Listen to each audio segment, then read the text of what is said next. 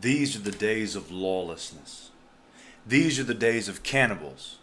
These are the days of zombies. These are the days of demons. These are the end times. How many stories have you seen within just the past couple months of someone's face being not ripped off or beaten, but eaten? Eaten. Like to eat. This is a story on the Mirror. Blood-drenched cannibal was growling like a demon, and I didn't know if I'd survive, says female cop who found the killer next to woman's body. The guy was literally hovering over her face, and I guess eating her. How many stories are coming out about this? Or about this sort of cannibal activity as of late? There's got to be something to it. A female police officer was told the inquest into 2 deaths at a Welsh hostel how she tackled a man covered in blood who was growling like a demon. Just maybe a week ago, there was a guy in Brazil who had a bullet hole in his face, growling like a demon, and in a very strange posture. We did I shared the video on the website. But there are so many cases of this now. It's a widespread problem. I mean, one look at Florida, and of course we see the zombie problem, where people are just passed out around picnic tables and blah, blah, blah. A lot of people want to say it's drugs. I think it's deeper than that. Folks, this goes spiritual all the way. PC Kelda Griffiths also said that she wasn't sure she would survive the incident as soon as she walked into the room to be confronted by horrifying scenes and thought, "I love you, Mom and Dad." She was one of 4 officers who tried to restrain ex-convict Matthew Williams, 34, after he killed shop worker Serge Yem, 22, in his hostel room. PC Griffiths also said she feared he would bite her leg as he lashed around on the floor. She told an inquest that Williams, who later died after being tasered not once, not twice, but 3 or 4 times by police, didn't seem human. That's what the officer is saying. He didn't seem human. When she walked in to find him lying over the body of his young female victim, whose face was disfigured. She said the shouting and growling were demonic. It was like something you see on TV, not in reality.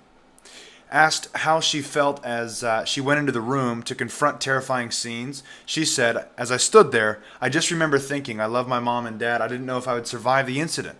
PC Griffiths, who's almost 40, told the inquest that she remembered seeing the victim's face, which was horrific. She said, "I was shouting, 'Calm down, Matthew, or I'll have to taser you again.' But there was no calming him down. I did not want to take my eyes off of Matthew. My leg was close to his mouth, and I was worried he'd bite me." What in the world is going on? Cannibalism? Demonic possession? I mean, just the other day, the Pope has said, but the Pope told priests to have exorcists on call. Now, you all know that we're not with or for the Catholic Church at all. In fact, we expose Pope Francis quite often. And we'll be doing more of it as time goes on, believe me, and the Catholic Church. But you have to wonder, why in the world are priests now being told to have exorcists on call? I mean, that's not just like every once in a while there's an incident. There are several incidences that we're not being told about, number one. Number two, that aren't making the news. To have exorcists on call? Okay, this is a lot more widespread than I think people really wanted to accept. Let's put it that way. But back to the story.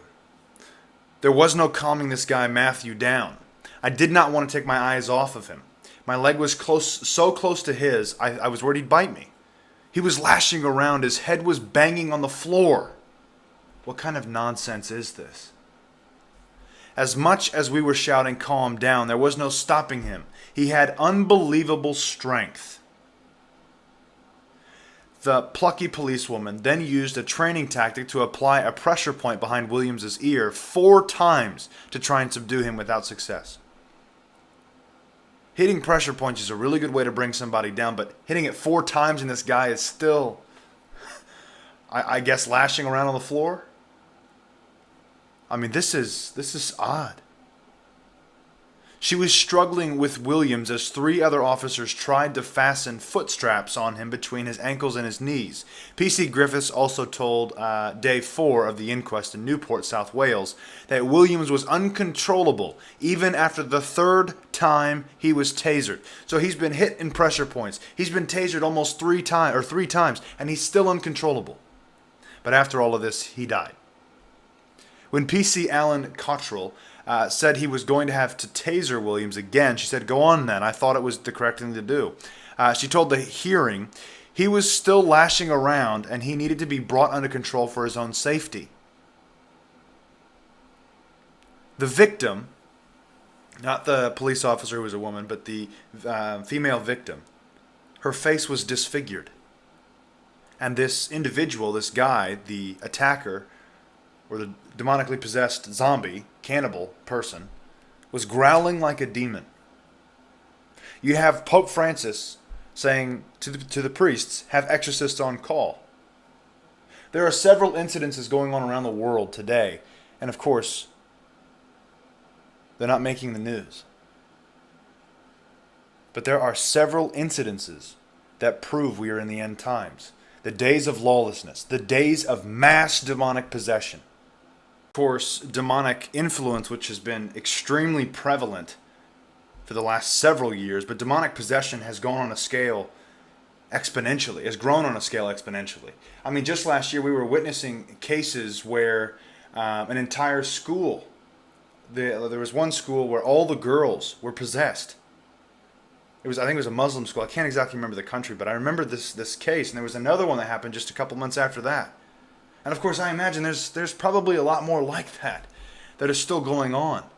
We're just not hearing about it because it's not hitting headlines. These are the days of lawlessness. These are the end times. And as we go further into the end times, there's going to be more of this. Cannibalism. Craziness. And of course, mass demonic possession. Christians, it's time to arm up. Be ready. Prayer warriors, we've got to get back to work. That's all I've got for you. God bless and carry on. Go Unlimited. Act now and save almost 50% on a yearly membership. Use promo code SUBPRO15. Find out more at christiantruther.com/info.